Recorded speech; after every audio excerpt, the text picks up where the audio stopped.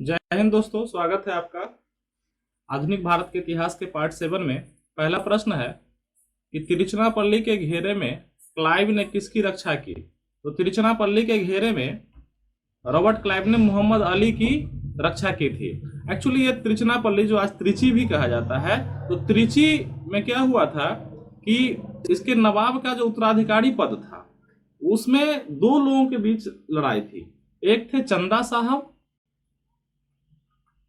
जिनका जो समर्थन कर रहे थे वो फ्रांसीसी कर रहे थे,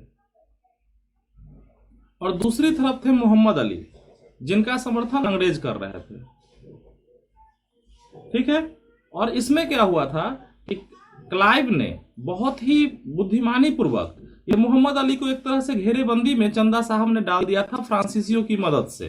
लेकिन रॉबर्ट क्लाइव की सूझबूझ के कारण बहुत ही कम सेना और कम हथियार होने के बावजूद वो उस घेरे को तोड़कर मोहम्मद अली को आजाद कराने में सफल रहे, और इवन फ्रांसीसी को भी पीछे धकेलने में सफल रहे। और इस कार्य के लिए रॉबर्ट क्लाइव की बहुत ही प्रशंसा की गई थी कि बहुत ही कम सेना और कम संसाधन में उन्होंने ऐसा कर दिखाया था, और उन्होंने मोहम्मद अली की सुरक्षा भी की और उनका साथ भी दिया। अगला प्रश्न है कि वह कौन सा क्रांतिकारी था जिसने लंदन के कैक्सटन हॉल में जनरल डायर की गोली मारकर जालियांवाला बाग हत्याकांड का बदला लेने की अपनी प्रतिज्ञा पूरी की।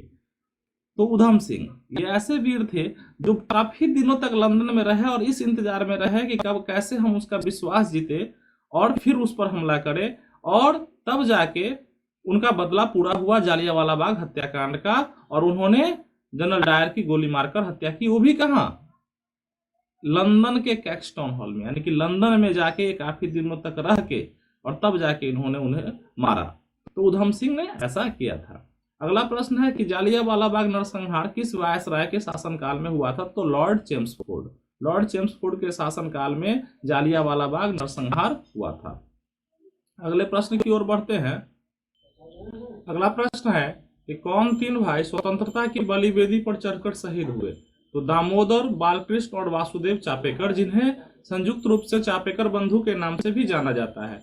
इन्होंने 1897 में रैंड, जो प्लेग अधिकारी थे उस समय महाराष्ट्र में, उनके और उनके एक सहायक आर्ट्स की गोली मारकर हत्या कर दी थी। और ये उग्र राष्ट्रवाद का सबसे पहला धमाका था कि चापेकर बंधु। ये क्या हुआ था कि प्लेग फैला था 1896 में, बहुत ही भयानक प्लेग फैला महाराष्ट्र, पुणे वगैरह के इलाके में, और उसको इतना ही खराब मतलब मैनेजमेंट के तहत इनके द्वारा संभाला गया, और इन्होंने उल्टे सहायता करने के और अन्य उपाय करने के इन्होंने दमनकारी नीति चलाई। और इसके विरुद्ध में ये चापेकर बंधु जो थे उन्होंने उनकी गोली मारकर हत्या कर दी, जो प्लेग अधिकारी रैंड थे और उनके एक सहायक की। बाद में तीनों को फांसी दी गई थी, उसमें भी एक मुखबिरी की गई थी। ये बच निकलने में कामयाब हो गए थे, लेकिन उसमें भी एक हमारे ही देश के नाम उनका रामचंद्र था और एक और भाई थे, दोनों सहोदर भाई थे, उन्होंने मुखबरी की थी और 20,000 रुपए जो इनाम घोषित हुआ था अंग्रेजों की तरफ से, उसके कारण ये पकड़े गए थे और इनको फांसी दी गई थी। तो इन्होंने हंसते हंसते गीता पढ़ते हुए अपने प्राणों की आहुति दे दी थी। ऐसे थे ये चापेकर बंधु। आइए अगले प्रश्न की ओर बढ़ते हैं। साइमन कमीशन के विरुद्ध प्रदर्शन करने में पुलिस लाठीचार्ज से लगी चोटों के फलस्वरूप किस नेता की मृत्यु हुई। तो लाला लाजपत राय की मृत्यु हुई थी। पिछले वीडियो में भी ये प्रश्न आया था। अगला प्रश्न है कि बंगाल प्रांत में प्रवेश के लिए सैकड़ों द्वार है, परंतु छोड़ने के लिए एक भी नहीं। बंगाल के विषय में यह टिप्पणी किसने की थी? बंगाल प्रांत में प्रवेश के लिए सैकड़ों द्वार है, परंतु छोड़ने के लिए एक भी नहीं। बंगाल के विषय में यह टिप्पणी फ्रांकोयस ने की थी। फ्रांकोयस ने यह टिप्पणी की थी। अगला प्रश्न है कि कम्युनिस्ट इंटरनेशनल के नेतृत्व के लिए चुने जाने वाले प्रथम भारतीय कौन थे। फिर से प्रश्न दोहराता हूं कि कम्युनिस्ट इंटरनेशनल के नेतृत्व के लिए चुने जाने वाले प्रथम भारतीय कौन थे। तो M N Roy. M N Roy Communist International के नेतृत्व के लिए चुने जाने वाले प्रथम भारतीय थे।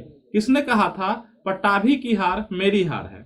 ये 1939 की घटना है कि जब कांग्रेस का अध्यक्ष पद का चुनाव होना था तो सुभाष चंद्र बोस के अगेंस्ट में पट्टाभी सीतारामैया जी को गांधी जी का समर्थन प्राप्त था, लेकिन उस चुनाव में सुभाष चंद्र बोस जी जीत गए, लेकिन गांधी जी इतने ज्यादा उनसे ये थे, खफा थे, जिसके कारण फाइनली सुभाष जी ने अपना इस्तीफा दे दिया और कांग्रेस छोड़ भी दिया था।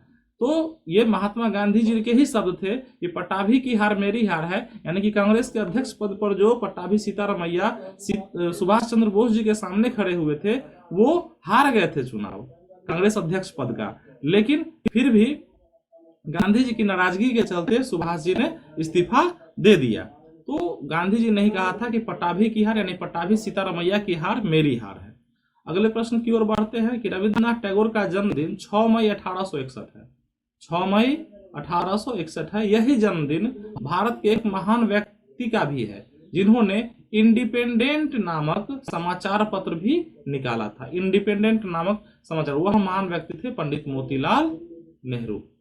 पंडित मोतीलाल नेहरू। चलिए आगे बढ़ते हैं कि वह कौन से विशिष्ट व्यक्ति थे जो 4 बार कांग्रेस अध्यक्ष चुने गए। 4 बार कांग्रेस अध्यक्ष चुने गए, लेकिन अंतिम दो बार अध्यक्ष पद ग्रहण करने से पहले ही गिरफ्तार कर लिए गए और उनके स्थान पर कार्यवाहक अध्यक्षों ने अधिवेशन की अध्यक्षता की। तो पंडित मदन मोहन मालवीय को 4 बार कांग्रेस का अध्यक्ष चुना गया, लेकिन अंतिम 2 बार में क्या हुआ था कि वो पद संभालने से पहले ही उनको गिरफ्तार कर लिया गया था। हमारे इतिहास में महादेव गोविंद रानाडे के शिष्य तथा महात्मा गांधी के गुरु कौन माने जाते हैं? तो गोपाल कृष्ण गोखले। इनके बारे में जान लीजिए, ये महात्मा गांधी के राजनीतिक गुरु थे और महादेव गोविंद रानाडे के शिष्य थे। देखिए, गोपाल कृष्ण गोखले के बारे में जान लीजिए कि ये महादेव गोविंद रानाडे के शिष्य थे और महात्मा गांधी के राजनीतिक गुरु थे। अगला प्रश्न है कि कांग्रेस की पहली महिला अध्यक्ष कौन थी? तो श्रीमती एनी बेसेंट जो थी वो कांग्रेस की पहली महिला अध्यक्ष बनी थी। अगला प्रश्न है कि ब्रितानी अखबारों ने उसे ब्रिटिश साम्राज्य का रक्षक, ब्रितानी लॉर्ड सभा ने उसे ब्रिटिश साम्राज्य का शेर तथा सरकार ने उसे मान की तलवार की उपाधि से विभूषित किया। देखिए, ब्रिटानी अखबार ने कहा कि यह ब्रिटिश साम्राज्य का रक्षक है, लॉर्ड सभा ने कहा कि ब्रिटिश साम्राज्य का शेर है तथा सरकार ने उसे मान की तलवार की उपाधि से विभूषित किया। वह कौन था? जनरल डायर, जालियांवाला बाग हत्याकांड का नृशंस दोषी, जिसने हजारों लोगों के खून से होली खेली। और उसको देखिए कितनी महिमा मंडित की गई थी अंग्रेजों के द्वारा। अंग्रेजी समाचार पत्र, वहां की सभा, संसद, सब ने उसको हीरो बना दिया। अगला प्रश्न है कि 1857 ईस्वी के स्वतंत्रता आंदोलन का प्रतीक क्या था? ये बहुत ही महत्वपूर्ण प्रश्न है कि 1857 ईस्वी में जो पहला गदर हुआ था, पहली सबसे भयंकर क्रांति हुई थी आजादी की, उसका प्रतीक क्या था, सिंबल क्या था? तो कमल और रोटी। अगला प्रश्न है कि सन 1900 में भारतीय राष्ट्रीय कांग्रेस के मंच से बोलने वाली प्रथम महिला कौन थी? प्रश्न को दोहराता हूं कि सन 1900 में भारतीय राष्ट्रीय कांग्रेस के मंच से बोलने वाली प्रथम महिला कौन थी? तो श्रीमती कमला गांगुली। श्रीमती कमला गांगुली। अगला प्रश्न है कि सरोजनी नायडू कांग्रेस की अध्यक्ष कब और किस अधिवेशन में बनी? महत्वपूर्ण प्रश्न है कि सरोजनी नायडू कांग्रेस की अध्यक्ष कब और किस अधिवेशन में बनी थी? तो कानपुर अधिवेशन 1925 में सरोजनी नायडू कांग्रेस की अध्यक्ष बनी थी। अगला प्रश्न है कि आजादी की आवाज नाम से रेडियो चलाकर जंगलों में छिपकर गुप्त सूचनाओं के प्रसारण का कार्य किस महिला क्रांतिकारी ने किया था? प्रश्न को फिर से समझ लीजिए कि आजादी की आवाज नाम से रेडियो चलाकर जंगलों में छिपकर गुप्त सूचनाओं के प्रसारण का कार्य किस महिला क्रांतिकारी ने किया था? उषा मेहता जी ने। उषा मेहता जी ने यह साहसपूर्ण कार्य किया था। अगला प्रश्न है कि इंडियन मिरर नाम के मकपत्र के संपादक थे केशव चंद्र सेन। इंडियन मिरर का संबंध केशव चंद्र सेन से है। अगला है डॉक्ट्रिन ऑफ पैसिव रेजिस्टेंस की रचना किसने की? तो अरविंद घोष ने। अरविंद घोष ने डॉक्ट्रिन ऑफ पैसिव रेजिस्टेंस की रचना की थी। ठीक है। अगला प्रश्न है कि कांग्रेस के किस अधिवेशन में पंडित नेहरू की अध्यक्षता में, यानी पंडित जवाहरलाल नेहरू की अध्यक्षता में भारत ने पूर्ण स्वराज्य की मांग की थी? ये बहुत ही इंपॉर्टेंट प्रश्न है, बहुत बार पूछा गया है कि कांग्रेस के किस अधिवेशन में पंडित जवाहरलाल नेहरू जी की अध्यक्षता में भारत ने पूर्ण स्वतंत्रता की मांग की थी? तो पूर्ण स्वराज्य यानी पूर्ण स्वतंत्रता की मांग लाहौर अधिवेशन 1929 में हुआ था। लाहौर अधिवेशन 1929 में पूर्ण स्वतंत्रता, पूर्ण स्वराज्य की मांग पंडित नेहरू की अध्यक्षता में कांग्रेस के अधिवेशन में की गई थी। अगला प्रश्न है, किसके विरोध में रविन्द्रनाथ टैगोर ने नाइटहुड की उपाधि वापस कर दी थी? किसके विरोध में? तो जालियांवाला बाग हत्याकांड के विरोध में। अगला प्रश्न है कि आजाद हिंद फौज की स्थापना का निर्णय कब लिया गया? तो 1942 में। आजाद हिंद फौज की स्थापना का निर्णय 1942 में लिया गया, बैंकॉक में। ये इंडियन इंडिपेंडेंस लीग की सभा में ऐसा किया गया था कि आजाद हिंद फौज का गठन किया जाए। ये बैंकॉक में हुआ था और इंडियन इंडिपेंडेंस लीग की सभा में ऐसा निर्णय किया गया था। अगला प्रश्न है कि who lives if India dies? Who lives if India dies? Who lives if India dies, ये किसने कहा? पंडित जवाहरलाल नेहरू ने। पंडित जवाहरलाल नेहरू ने कहा था who lives if India dies. अगला प्रश्न है कि दिल्ली षड्यंत्र केस में किसके द्वारा मुखबरी की गई थी? दिल्ली षड्यंत्र केस में किसके द्वारा मुखबरी की गई थी? यह दीनानाथ द्वारा। किसके द्वारा मुखबरी की गई थी? तो दिल्ली षड्यंत्र केस में दीनानाथ जी के द्वारा मुखबरी की गई थी।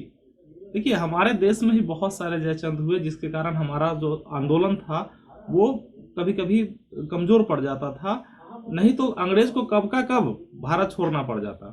देखिए, ये दिल्ली षड्यंत्र केस जो है उसे दिल्ली लाहौर षड्यंत्र केस भी कहा जाता है। ये संबंधित है लॉर्ड हार्डिंग के ऊपर जानलेवा हमले से संबंधित। लॉर्ड हार्डिंग, देखिए, जब 1912 में राजधानी ट्रांसफर हुआ था और उस समय लॉर्ड हार्डिंग दिल्ली आए हुए थे, तो लॉर्ड हार्डिंग के ऊपर चांदनी चौक में एक जुलूस के दौरान, चांदनी चौक में एक जुलूस के दौरान बम फेंका गया था लॉर्ड हार्डिंग के ऊपर, ठीक है। और उसके बाद 4 लोगों को गिरफ्तार करके फांसी भी दे दी गई थी। वैसे इसके जो मास्टरमाइंड माने जाते थे वो रास बिहारी बोस माने जाते थे, लेकिन वो बच निकलने में कामयाब हो गए और वो जापान चले गए थे। तो दिल्ली षड्यंत्र केस लॉर्ड हार्डिंग पर जानलेवा हमले से संबंधित है और इस पर मुखबरी की गई थी दीनानाथ के द्वारा। चलिए आगे बढ़ते हैं कि 1857 के विद्रोह में कानपुर का नेतृत्व नाना साहब ने किया था। उस समय वहां का अंग्रेज जनरल कौन था? तो जनरल हैवलॉक जो थे वो कानपुर में उस समय जनरल थे। जनरल हैवलॉक जो थे उस समय कानपुर में जनरल थे जब नाना साहब के नेतृत्व में 1857 का विद्रोह कानपुर में छेड़ा गया था। अगला प्रश्न है कि साइमन कमीशन के विरोध में प्रदर्शनकारियों पर पुलिस लाठी चार्ज में घायल होने से किस राष्ट्रवादी नेता की मृत्यु हो गई, जिसका बदला लेने के लिए सरदार भगत सिंह ने पुलिस अधिकारी सॉन्डर्स की हत्या कर दी थी? देखिए, तो आपको पिछले प्रश्नों में भी बताया गया है कि साइमन कमीशन गो बैक का जबरदस्त प्रतिरोध लाला लाजपत राय के नेतृत्व में हो रहा था। ऐसे समूचे देश में इसके खिलाफ प्रदर्शन हो रहा था, क्योंकि साइमन कमीशन जो कि भारत को अधिकार देने के लिए कमीशन आ रहा था उसमें एक भी भारतीय नहीं थे। सोचिए कि हमारे अधिकार की बात हो रही हो और उसमें हमारा एक भी सदस्य न हो, उसका जबरदस्त विरोध हुआ कि नहीं भाई, उस काउंसिल में हमारे भी मेंबर होने चाहिए, तभी तो हमारी बात मजबूती से रखी जाएगी। तो साइमन कमीशन गो बैक के नारे लगाए गए, go back, Simon go back के नारे लगाए गए। लेकिन उसी में जो प्रदर्शन हो रहा था उसमें पुलिस ने बेरहमी से लाठीचार्ज किया, जिसमें एक हमारे महान क्रांतिकारी लाला लाजपत राय की कुछ दिनों बाद मृत्यु हो गई थी। उनके सर पर बहुत ही गंभीर चोट लगी थी। अच्छा, इसका बदला लेने के लिए भगत सिंह, ठीक है, और उनके साथियों ने, जो सॉन्डर्स थे, जो इस लाठीचार्ज के जिम्मेदार थे, उनको उनकी हत्या कर दी। सोचिए कि कितने जाबाज थे ये लोग कि उसकी हत्या कर दी बदला लेने के लिए कि लाला लाजपत राय जी की मृत्यु लाठीचार्ज के आदेश यही दिए थे। और जानते हैं कि भगत सिंह को जो फांसी हुई थी, सुखदेव भगत सिंह और राजगुरु, उनकी फांसी वो असेंबली में बम फेंकने के कारण नहीं हुई थी, वो वास्तव में सॉन्डर्स की हत्या के मामले में भी दोषी थे, जिसके कारण उनको फांसी की सजा दी गई थी। भगत सिंह को केवल असेंबली में बम फेंकने के कारण उनको फांसी की सजा नहीं हुई थी। सॉन्डर्स की हत्या का आरोप पूर्व से ही उन पर चल रहा था और वो फरार चल रहे थे, जिसके कारण उनको फांसी दी गई थी। वैसे उनके बचाव में कोई मजबूत पक्ष तैयार नहीं हुआ था। आगे बढ़ते हैं कि केंद्रीय असेंबली में बम फेंकने में भगत सिंह के साथी कौन थे? तो बटुकेश्वर दत्त। देखिए, बम फेंकने की जो घटना हुई थी उसमें 2 लोग गए थे, तो बटुकेश्वर दत्त और भगत सिंह ने असेंबली में बम फेंका था और कहा था कि अंग्रेजों के कान बहरे हो गए हैं, उसे सुनाने के लिए कुछ बड़े धमाके की जरूरत है।